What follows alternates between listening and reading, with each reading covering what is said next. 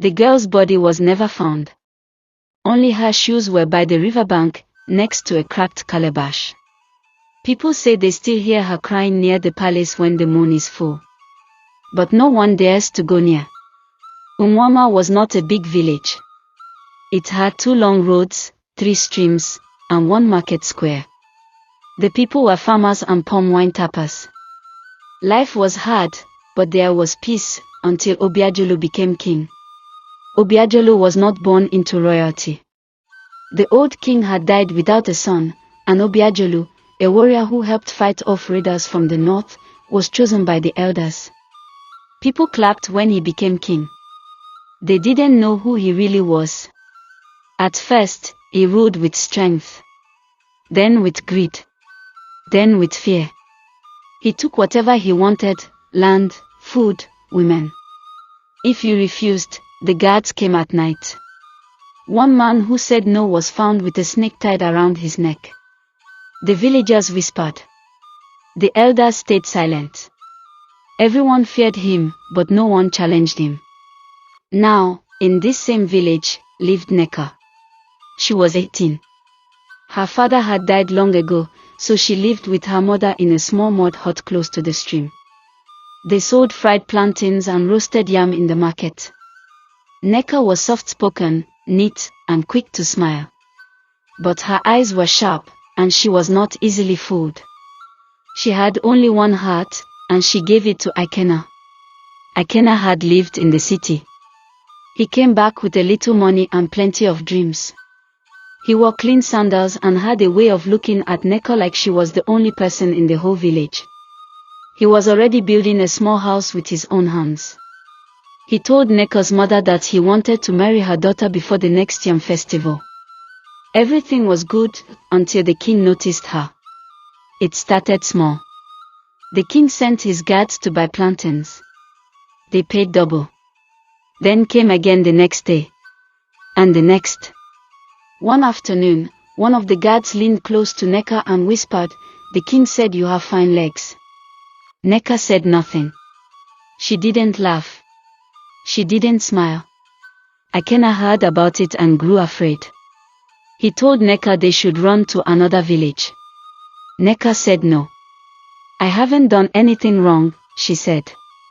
"Let him look. I don't belong to him." But the king wasn't just looking. One morning, the palace bell rang 3 times. Everyone gathered. The king came out, wearing his red cloth and 7 ivory bangles. His eyes scanned the crowd. Then he pointed. "You," he said. "I want you." Nneka looked behind her. Then back at him. "You. Come to the palace. Tomorrow." Gasps filled the air. Nneka's mother collapsed. Ikena stepped forward. "She is promised to me," he said.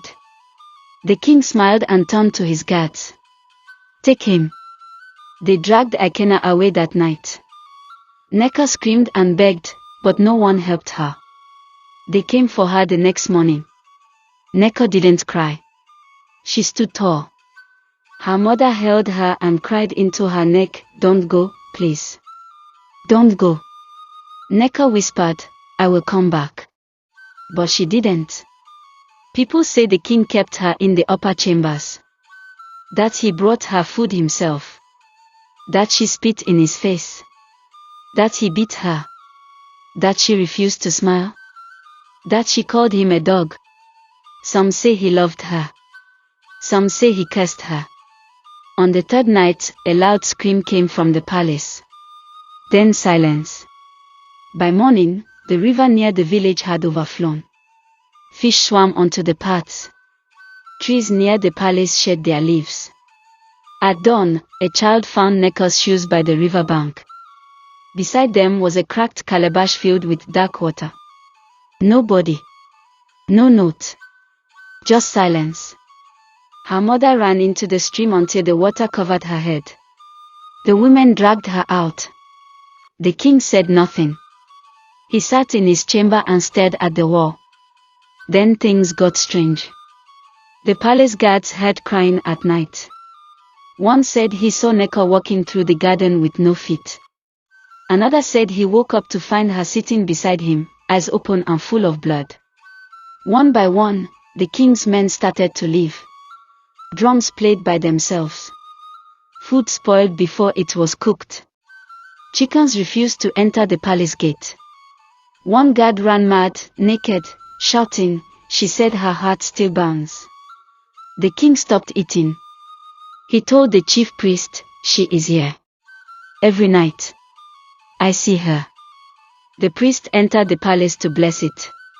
When he came out, his hands were shaking. "I cannot help you," he told the king. "She did not die. She was taken. The land wants something." The king locked himself inside. He did not come out for 7 days. On the 8th day, thunder broke the sky. The palace bell rang once. Just once. The guards found the king kneeling by the riverbank, naked. His eyes were gone. Blood poured from the holes.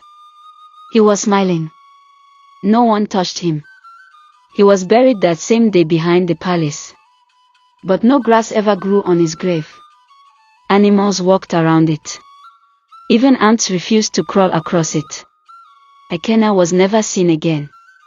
Some believe the king killed him. Some say Ekena's spirit was the one who took Neka's hand and led her into the river, far away from the king. It has been many years. The palace is empty. A new king has never been crowned. The elders say the land refuses it. At night, when the moon is full, people hear singing near the river.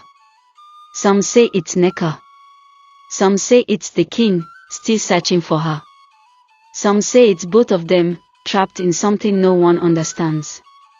Children are warned not to play by the river after dark. But sometimes, they do. One boy said he saw a girl standing in the water. She had no face. Only a smile. The end.